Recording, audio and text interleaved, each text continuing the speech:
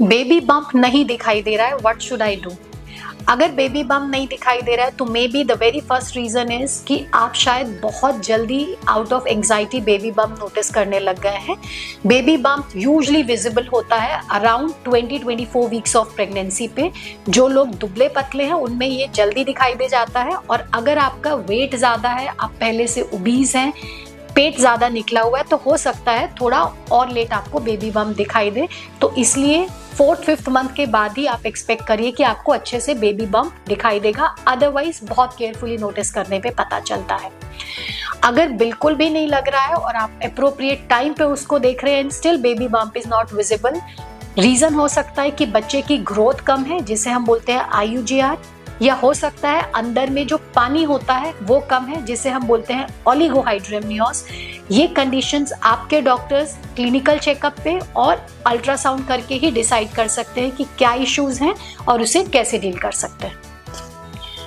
Doctor, मेरी पिछली pregnancy अच्छी नहीं गई, I have lost my baby, वो बच्चा नहीं रहा, तो अब मैं क्या ध्यान दूं?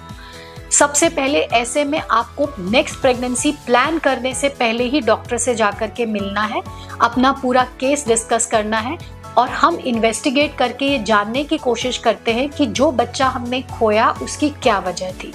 कई बार वजह ऐसी होती है जो बार बार रिपीट हो सकती हैं, तो ऐसे में वो अगली प्रेगनेंसी में भी आपको परेशानी दे सकती हैं। तो हम पहले से ही सावधानियां रख करके चलते हैं और उसका इलाज दे करके चलते हैं। और कुछ वजह ऐसी होती है जो बाई चांस बस उसी प्रेगनेंसी में हो गई, अब वो दोबारा रिपीट नहीं हो सकती है, तो ऐसे में कुछ इलाज मुमकिन नहीं होता है, बस कुछ टिप्स दिए जाते हैं ताकि आप थोड़े से केयरफुल रहें और आपकी एंजाइटी को कम कर सकें। लेकिन ये सब तभी मुमकिन है जब प्रेगनेंसी रुकने से पहले हम इन्वेस्टिगेट करें और ये जानें कि वो लॉस का रीज़न क्या था। अनफॉर्चुनेटली अगर आप प्रेग्नेंट हो जाने के बाद डॉक्टर के पास जाते हैं तो काफ़ी हद तक हमारे हाथ टाइड अप हो जाते हैं, हम कुछ इन्वेस्टिगेशंस नहीं कर पाते हैं, और ऐसे में हम अंदाजे में आपको कुछ इन्वेस्टिगेशंस या कुछ ट्रीटमेंट्स बता सकते हैं और कोशिश कर सकते हैं कि ये प्रेगनेंसी आपकी ठीक जाए और एक हेल्दी बच्चा पैदा। डॉक्टर, मैं प्रेग्नेंट हूँ और मेरी कमर में, पेट के निचले हिस्से में और जांघों के बीच में बहुत दर्द होता है, मैं क्या करूँ? देखिए, प्रेगनेंसी की पहली तिमाही यानी कि फर्स्ट ट्राइमेस्टर में जब यूट्रस खिंचता है, क्योंकि प्रेगनेंसी ग्रो कर रही है और बच्चेदानी पेल्विस से बाहर आने की कोशिश करती है, तो ऐसे में पेट के नीचे के हिस्से में, कमर के नीचे के हिस्से में और जांघों के बीच में हल्का फुल्का मीठा मीठा दर्द होना नॉर्मल बात है। इसे हम बोलते हैं राउंड लिगामेंट पेन, क्योंकि जैसे बच्चेदानी बढ़ती है तो राउंड लिगामेंट, जिससे बच्चेदानी हमारे पेल्विस से टंगी रहती है, सस्पेंडेड होती है, उसमें खिंचाव होता है और ये पेन होता है। तो ज़्यादातर केसेस में ये पेन धीरे धीरे होकर के अपने आप ठीक हो जाता है। अगर आप फिजिकली एक्टिव रहते हैं, रेगुलर एक्सरसाइजेस करते हैं, तो इस तरीके की तकलीफ बहुत जल्दी कम हो जाती है या बिल्कुल भी महसूस नहीं होती है। अगर आपका पेन बहुत ज़्यादा है, बर्दाश्त नहीं हो रहा है या पूरा 9 महीने बना हुआ है, तो ऐसे में आपको अपने गायनेकोलॉजिस्ट को भी दिखाना पड़ता है, और ज़रूरत पड़ने पे हमें हड्डी रोग विशेषज्ञ की भी सलाह लेनी पड़ती है कि कभी किसी विटामिन की कमी की वजह से, कैल्शियम की कमी की वजह से, खून की कमी, प्रोटीन की कमी की वजह से, या बहुत कम वेट गेन, बहुत ज़्यादा वेट गेन प्रेगनेंसी की वजह से भी इस तरीके की दिक्कत आती हैं। एक्सट्रीम केसेस में, क्योंकि प्रेगनेंसी में हम जानते हैं कि हमारा स्पाइन का जो कर्व है, उसका जो कर्वेचर है वो चेंज होता है, तो अगर किसी की स्पाइन में पहले से ही थोड़ा सा प्रॉब्लम है तो प्रेगनेंसी की वजह से